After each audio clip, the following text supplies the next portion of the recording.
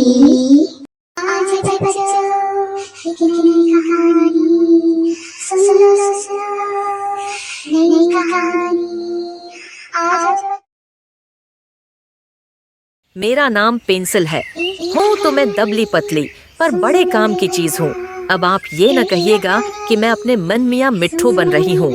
अब देखें ना, अगर मैं न हूँ तो बच्चे लिखना कैसे सीखें और उन तमाम बड़ी इमारतों, पल्लों और मशीनों के नक्शे कैसे तैयार हों। मेरी एक खूबी ये है कि मैं हूँ बहुत सस्ती, चाहे कोई अमीर हो या गरीब, मुझे आसानी से खरीद और इस्तेमाल कर सकता है। एक और फायदा ये भी है कि अगर आपसे लिखते में कोई गलती हो जाए तो मेरे लिखे को रबर से मुटाया भी जा सकता है। मुझे सख्त तकलीफ होती है जब आप मुझे हैं शार्पनर हैं, लेकिन क्या करूं, अगर मैं तकलीफ न उठाऊं तो फिर आप लिखेंगे कैसे।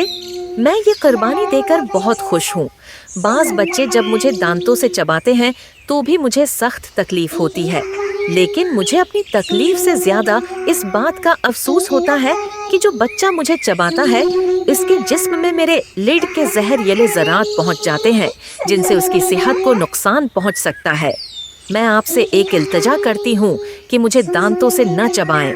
मुझे दरख्तों की लकड़ी से बनाया जाता है और इस लकड़ी के दरमियान सीसा लिड रख दिया जाता है जो लिखने के काम आता है।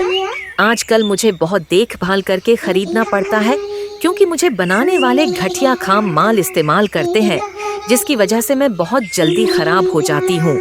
मुझे एक बात का बहुत अफसोस है कि लोग मुझे बड़ी बेएहतियाती और बेदर्दी से इस्तेमाल करते हैं और मुझे आधा इस्तेमाल करके ही फेंक देते हैं। ये भी नहीं सोचते कि कितने दरख्त कटते हैं, कितना सीसा लेड इस्तेमाल होता है, तब जाकर एक पेंसिल बनती है।